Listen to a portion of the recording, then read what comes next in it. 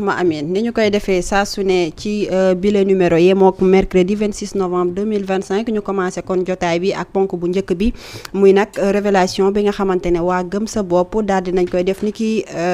démb ñu daal di koy fësal bu baax a baax tey ci actualité bi muy nag dissolution de l'Assemblée nationale bi ñu wax ni nag nguurum Diomaye jamono ji loole la ñuy prévoir ci décembre 2026 muy lu nga xamante ne nag ñoom ñooñee ba tey ci seen révélation ñu ne nag day bu ñu ko dissoudre ci décembre 2026 ba noppi dañu koy daal di boole ak élection locale yi ñu jëm en 2027 mu daal di nekk nag élection yoo xam ne dinañ ci mën a fal ay maire waaye itam li nga xamante ne moo di ay député Ange Marie Samb loolee ndax mënees nañ koo xaarandi. waaw loolu bu fekkee ne moom mooy gën ci réew mi xam nga élection pratiquement boo xoolee Sénégal chaque 5 ans dañuy jëm ci li nga xam moo di élection boo xoolee bi ñu jógee ci élection présidentielle quelques weer lañ ci teg jëm ci li nga xam moo di élection législative pratiquement 2 ans la am léegi wala sax 1 an et demi fii ak ñaari at ñu ngi jëmaat ci li nga xam moo di élection locale bu ñu noppee ci élection locale yooyu noonu dañ ciy tegaat yeneen ñaari at ñu jëm ci li nga xam moo di élection présidentielle et ñun ñëpp xam nañ ne élection moom xaalis bu bëri la ñuy coûter la ñuy dikkee boo jël li nga xam ne moo di matériel bi mais aussi lii nga xamante ne moom moo di xaalis bi ñu ciy dugal dépense yi nga xam ne moom lañ ciy def da ngay dépenser ci li nga xam ne moo di matériel dépenser ci li nga xam ne moo di personnel dépenser aussi ci li nga xamante ne moo di bulletin ñuy imprimer et souvent au Sénégal li ñuy gis mooy candidats yi dañuy bëri de telle sorte que am na sax boo demee ci li nga xam ne moo di décompte bi dañuy gis ñeneen ñoo xamante ne sax 0,11% duñ koy am ñeneen ñi sax pour ñu atteindre li nga xam ne moo di 2% c'est tout à fait un problème et pourtant ñooñu ñëpp ngay boole imprimer nombre de bulletins bi ngay imprimer ci ki nga xamante ne 54% la am même nombre de bulletins ngay imprimer ci ki nga xamante ne amul 1%. donc loolu yëpp mu ñuy dikkee li nga xam ne moo di xaalis ci réew yoo xamante ne vraiment jafe-jafe yi bëri na et puis aussi li nga xamante ne moo di projet de développement yi nga xam ne moom la ñu war a teg wala moom la ñu war a sumb bëri aussi donc je pense que ne serait-ce que jéem a rationaliser li nga xam ne moo di dépenses yi ñuy def ci mbirum élection bu ñu mënee coupler li nga xam ne moo di élection yi def ko mu doon benn élection ci li nga xam ne moo di peut-être dans 5 ans ñu def ci benn élection mu doon benn dépense bi nga xam ne dañ koy def par rapport à ça moi je pense que c'est plus économique que à chaque 2 ans ñu jëm ci li nga xam ne moo di élection par exemple ren ñu dépensé 40 milliards pour ci li nga xam ne moo di élection ñu tegaat si encore yeneen 2 ans ñu dépensé 40 milliards ñu tegaat si encore yeneen 2 ans ñu dépensé encore li nga xam ne moo di 40 milliards ce qui veut dire que peut-être que dans 10 ans on va dépenser plus de 100 milliards ci li nga xam ne moo di élection alors que 100 milliards yoon boo ko jëlee dugal ko ci biir li nga xam ne moo di tabax ay hôpitaux wala li nga xam ne moo di ay école mais ñaata hôpitaux la ñuy mën a tabax ci li nga xam ne moo di 100 milliards ñaata hôpitaux la ñuy mën a tabax ci li nga xam ne moo di ñaata école la ñuy mën a tabax ci 100 milliards ñaata yoon la ñuy mën a defal ci li nga xam ne moo di 100 milliards donc je pense que ne serait-ce que pour li nga xam ne mooy rationalisation des dépenses loolu aussi vraiment xalaat la bi nga xamante ne peut-être que bu ñu ko tegee dañu mën a épargner dépenses yu bëree bëri yi nga xamante dañ koy def jëm ci mbirum élection mais boo jëlee li nga xam ne moo di population si boppam ñun au Sénégal wala pratiquement en Afrique à chaque fois bu élection amee dafay am ay tensions yi nga xam ne des fois dafay tax ba li nga xam ne moo di économie bi daal di taxaw boo xoolee ñu bëree bëri par exemple boo jëlee Sénégal fii nii directeurs généraux yi ministres yi ñu bëree si ñoom ba sax ñi nga xam ne moo di député yi bu élection jubisee rek kenn ku nekk yaa ngi dem xool nan ngay defee pour battre campagne wala nan ngay demee rejoindre li nga xam ne moo di sa gox moom freiner li nga xam ne moo di économie bi donte ne waxoon nañ ne ñoom waa passé waxoon nañ bu ñu jëlee li nga xam ne moo di réew mi ñu bëri ci ñi nga xamante ñoom ñooy directeur général waa ñenn ñi duñu def li nga xam ne moo di politique mais ñaari élection yu ñu jógee wan nañ ne fii ci Sénégal moo xam nga doon directeur général wala nga doon li nga xam ne moo di ministre bu campagne jotee pratiquement da ngay bàyyi lépp loo xamante ne moo di sa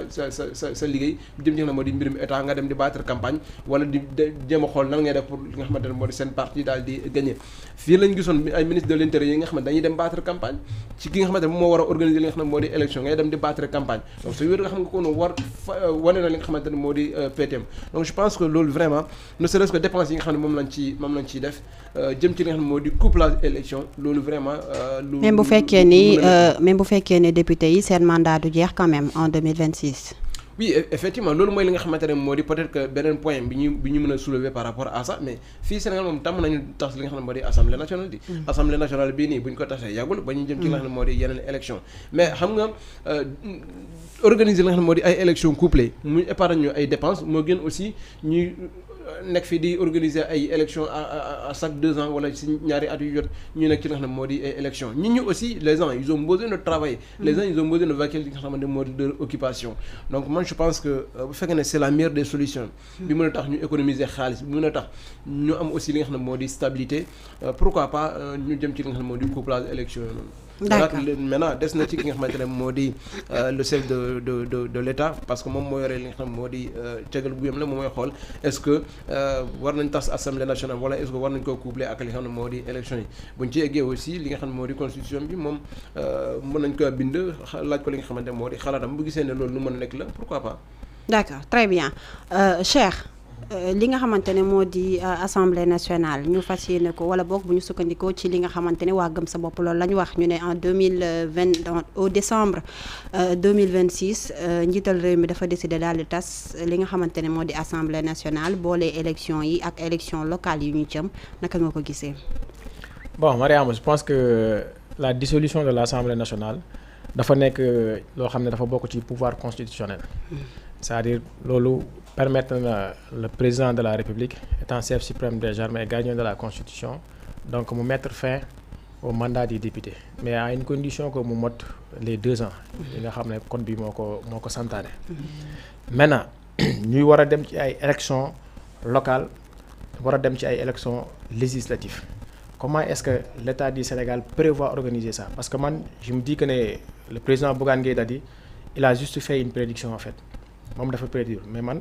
je pense que sa prédiction nekk loo xam ne Sénégal moment yi toll nii ak situation yi dund nii lu war a mën a nekk la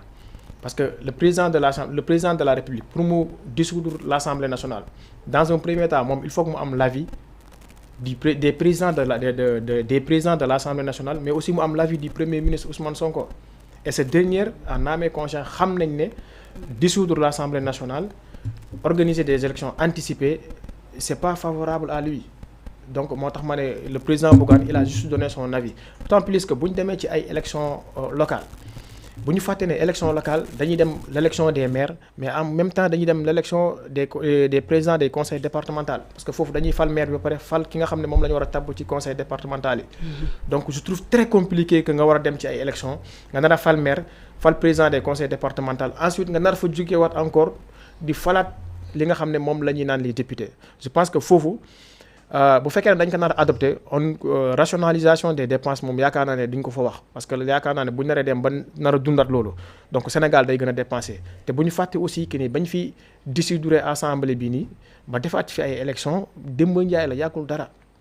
donc tey bu ñu naree dundaat encore le même schéma je pense que notre pays est vraiment en danger je pense que 15e législature bi nii ñu ngi def seen liggéey wala defuñu seen liggéey sénégalais ñoo leen fa tabb donc pour des raisons politiques warul mën a tax ñuy dissoudre cette assemblée pour war a demaat encore sur des élections législatives anticipées nañ leen bàyyi ñu dem seen liggéey li leen dese ci mandat sénégalais yi accompagner leen si bu fekkee ne ñoom doy nañu sénégalais yi ñu joxaat leen d'autres mandats bu fekkee doyuñu sénégalais yi aussi ñu jëlee leen fa teg ñi nga xam ne ñoom ñoo doy sénégalais yi. Dissolution assemblée nationale naka nga koy jàngatee ci jamono ji ñu toll war koo mën a coupler ak élection yi nga xamante ne moom lañ jëm en 2027 muy élection locale yi. alors damay def tuuti benn rappel parce que bu ma juumalee assemblée nationale boo xamante ni ñu ngi koy installé le 12 septembre 2022 assemblée nationale boobu noonu moo amoon intercoalition ba am cohabitation ci biir assemblée nationale pour man indi intercoalition mooy Yewwi Askan Wi ak wàllu Sénégal bu PDS Abdoulaye Wade Mamadou Lamine Thiam Mamadou Lamine Diallo et consorts ñoom ñoo constitué la coalition wàllu Sénégal Yewwi Askan Wi Ousmane Sonko Déthié Fall Cheikh Tidiane Youm Khalifa Babacar Sall ak ñu mu àndal ñoom ñoo nekkoon dans Yewwi Askan Wi seen intercoalition bi indi benn cohabitation ci assemblée nationale Pape Diop bu convergence bokk gis-gis moom mujj jox voix am Macky Sall ba mu raw waa Yewwi Askan Wi benn voix. assemblée nationale boobu la ñu dissoudre le 12 septembre 2024 ñu dem ci élection législative boobu noonu bu mu ñëwee la waa Pastef dugg foo xamante ni moom moo di ci assemblée nationale mu nekk le 2 décembre 2024 la ñu leen installé li tax président Bassirou Diakhar Diomaye Faye dissoudre assemblée nationale boobu on se rappelle bu Abdoul Mbow nekk à l'époque président du groupe parlementaire Benno Bokk Yaakaar de l'APR bu ma menacé taxaw ni suba dinaa déposer la motion de censure contre le premier ministre Ousmane Sonko le président demandé ñu ma war a demander ñu daal di dissoudre nga xamante ni moom moo di assemblée nationale ci demande boobu noonu ba ma juumle dafa demander l'avis du haut conseil des collectivités territoriales bu Aminata Mbengue Ndiaye demandé woon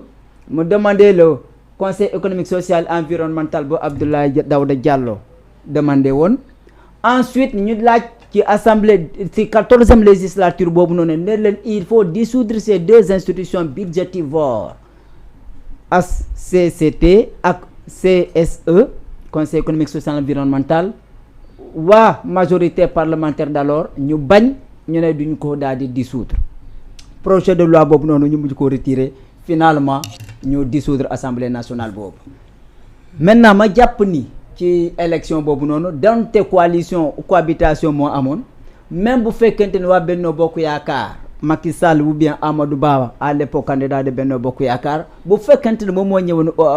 à la présidence de la République dina daal di dissoudre assemblée nationale boobu noonu si sa durée d'existence mat na ci 2 années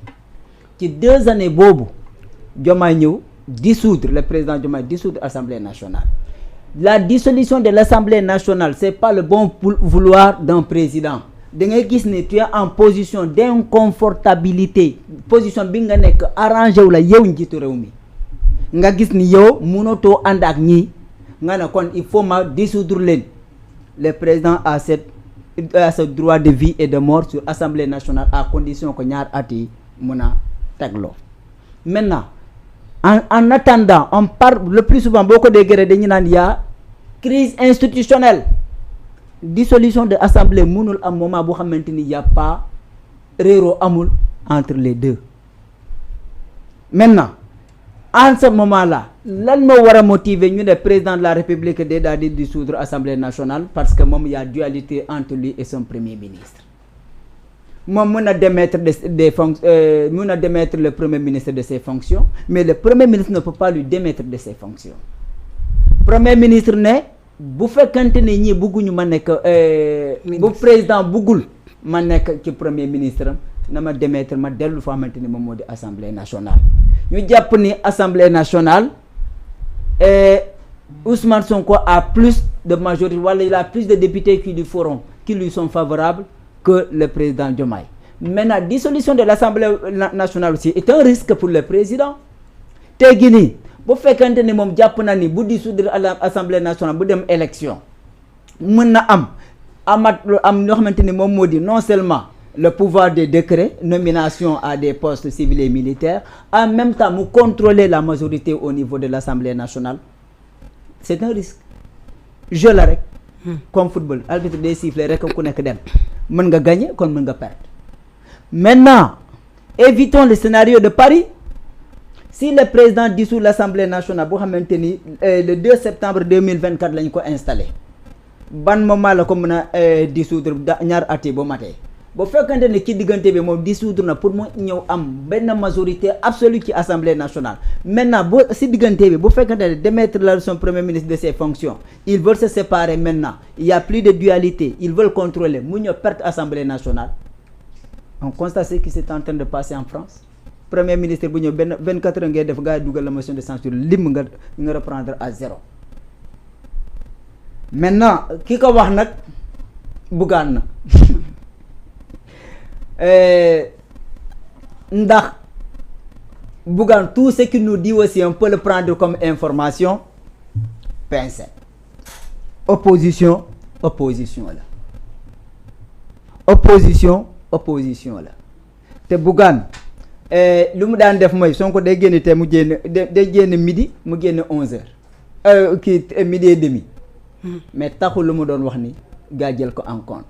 Bougane moo ñu wax amul lu mu fi waxul Mansour Faye tey jii moom ak Mansour Faye ñoo bokk table Bougane amul lu mu waxul ñeneen te ñoom ñoo bokk ay table kon cela veut dire que en tout état de cause mënuñu koo jàppagum. bu demee ba génnee information bi te gis nañ ñu bari ci opposition bi fu mu toll ni di wutali coalition Diomaye ndax jàppoon ni peut-être dafa am lu mu ci xam. mais ku sañ wax na ni ñaar ñuy xeex nañu pale kay ku dem ba mën a sañ loolu kay di wax le pire kay que ça ko bu la waxee leneen kay jàppee ko ak pincette rek mais lu ñu mënta jàpp mooy c'est un risque de dissoudre l'Assemblée nationale tout en espérant que yow mën nga gagner wala tu as le contrôle. Pour le moment, si le président de la République veut le faire, moi je pense que c'est un peu prématuré pour lui. Amagul appareil politique bu ko mën a jox loolu. mais Souhaïbou actuellement est-ce que nekkinam également wala boog mu war a dem fële ci assemblée nationale dina nekk lu yomb ci moom Diomaye wala ay ministre am d'autant plus que dualité bi nga wax sànq ki nga xamante ne mooy Ousmane Sonko mën nañ wax ni moom moo am majorité à l'assemblée nationale tey jii bu bile dualité gënee sori wala boog xaajalikoo am ñoom ñaar seen diggante nekkin bi ci assemblée nationale naka la nar a demee. man lenn kese moom métti ci dualité bi nit ñi sens bu ñu ko bëgg a yóbbee ba mu ko xalaatee ça me donne des frissons parce que dualité on ne peut pas parler de dualité en tant que tel. Moi je parle de divergence de deux hommes ñoo xamante ni ñoom ñoo bokk ci seen parti politique. mais dañuy gis ni ñi faree ci ñoom Souhaïbou dañuy gis ni ñi faree ci ñoom chaque jour ñoo ngi wëy ku ci nekk di génn di wane sa appartenance. waaw ci di seen wane parti ni kee laa àndal ci seen parti kee laa àndal. waxuñu ci institutionnellement de man communiqué yu may lire dañuy naan la situation au sein de notre parti politique nous inquiète. Communiqué le plus souvent loolu la ñuy wax la situation ci biir parti Pastef wax ñi ci état maintenant ñoom si seen problème parti est-ce que war nañ ko yóbbee foo xamante ni moom moo di au sommet de l'état du yoon maintenant nit ñi contexte bu ñu koy analyser boo méngale ko ak indi si benn relation sécuritaire boo xamante ni ça touche même la sécurité intérieure de notre pays c'est ça qui me donne des frissons. Tu vois des gens dire des choses yoo xamante ni c'est tellement catastrophique loolu dañ ko war a dépasser war ñu mën a egg ci niveau boobu bañal doomu aadama warul tax ñu mën a egg niveau boobu noonu l'instabilité du pays ça profite à qui? Personne. kon tey jii nii moi je ne vois pas l'utilité ñu ne da ngay dissoudre Assemblée nationale da ngay dem élection le mandat des élus les élus locaux ñi nga xamante moom moo di les maires et les conseils départementaux ça arrive à terme bientôt maintenant s'ils veulent anticiper les élections ñu bañ mën a am benn élection le calendrier républicain ñu respecter ko définitivement ñoom ñoo xool. donc dans ce cas duñu wax dissolution dañuy wax anticipation des élections législatives. non. bu fekkee ni